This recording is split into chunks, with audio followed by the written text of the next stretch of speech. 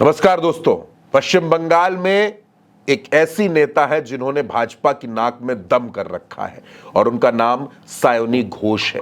पश्चिम बंगाल में सायोनी घोष का प्रचार सुर्खियों में है और उनके प्रचार की चर्चा दिल्ली तक हो रही है। क्यों होती है वो भी मैं आपको बताऊंगा, लेकिन उसके पहले मैं चाहता हूं कि आप सायोनी घोष का वो गाना जो खूब वायरल है वो गाना सुनते चलें।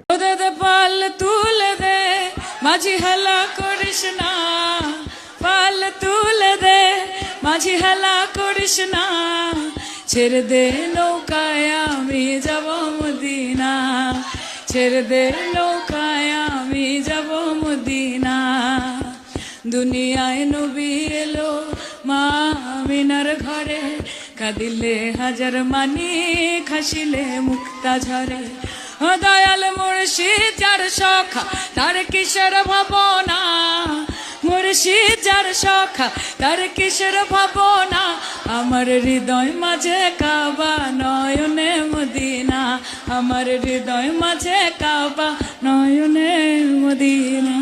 और अब दोस्तों सायोनी घोष ने सीधे सीधे नरेंद्र मोदी और अमित शाह को और पूरी भारतीय जनता पार्टी को एक चैलेंज दे दिया है। सायोनी घोष ने यह कहा है कि 4 मई को उनका यह चैलेंज गृह मंत्री अमित शाह के लिए है। सायोनी घोष ने कहा कि 4 मई को आप बंगाल में ही रहिएगा, कहीं और मत जाइएगा, क्योंकि 4 मई को यहां हरे रंग से गुलाल खेला जाएगा, होली खेली जाएगी। यह चैलेंज दिया है ममता बनर्जी ने और कहा है, यह दावा किया है कि 4 मई को टीएमसी फिर से जीतेगा और यहां ममता बनर्जी की सरकार बनेगी। इसलिए हम चाहते हैं कि भाजपा के तमाम नेता उस दिन यानी 4 मई की शाम को यहां मौजूद जरूर रहें, जिसके साथ टीएमसी के जश्न में वो शामिल हो। दरअसल टीएमसी के नेता सायोनी घोष ने यह तंज कसा है बीजेपी पर, बीजेपी के नेताओं पर, क्योंकि बीजेपी के जो नेता हैं उनका कहना है कि 4 मई को पश्चिम बंगाल में परिवर्तन होगा, ममता बनर्जी की सरकार अब नहीं बनेगी। पश्चिम बंगाल की जनता ने इस बार बीजेपी को मौका देने का मन बना लिया है। पश्चिम बंगाल का जो चुनाव है दोस्तों, इस पर 2021 में भी लोगों की बहुत ज्यादा नजर थी और अब 2026 में यह चुनाव और ज्यादा चर्चाओं में है।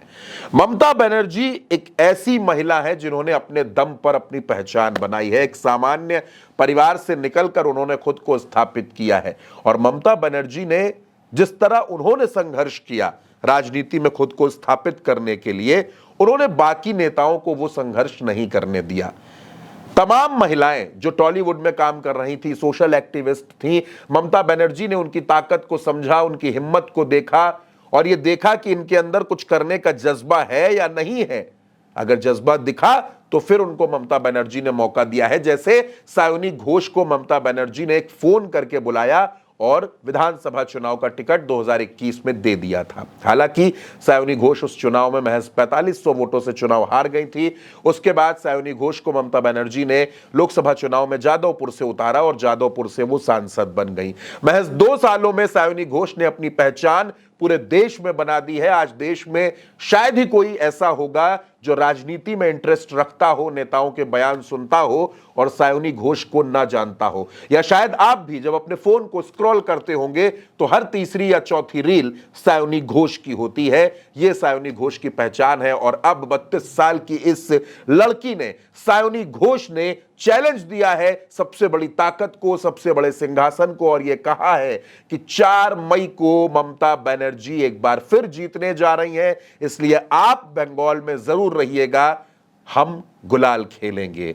तो सायोनी घोष का जो कॉन्फिडेंस है, सायोनी घोष जिस आत्मविश्वास के साथ ये बात कह रही हैं कि पश्चिम बंगाल में ममता बनर्जी एक बार फिर सरकार बनाने जा रही हैं, फिर ममता बनर्जी मुख्यमंत्री बनने जा रही हैं, इस दावे में कितना दम है ये पश्चिम बंगाल की जनता तय करेगी, पश्चिम बंगाल की जनता बताएगी। क्योंकि पश्चिम बंगाल में चुनाव बहुत अलग होता है दोस्तों, बहुत दिलचस्प होता है। सायोनी घोष एक दिन में 7-7, 10-10 रैलियां कर रही हैं, रोड शो कर रही हैं, हेलीकॉप्टर से पहुंच रही हैं और डिमांड इतनी जबरदस्त है सायोनी घोष की कि आप अंदाजा लगाकर देखिए कि हर प्रत्याशी को, टीएमसी के 291 प्रत्याशियों को सायोनी घोष की जनसभा चाहिए, सायोनी घोष का रोड शो चाहिए, सायोनी घोष का चुनाव प्रचार चाहिए।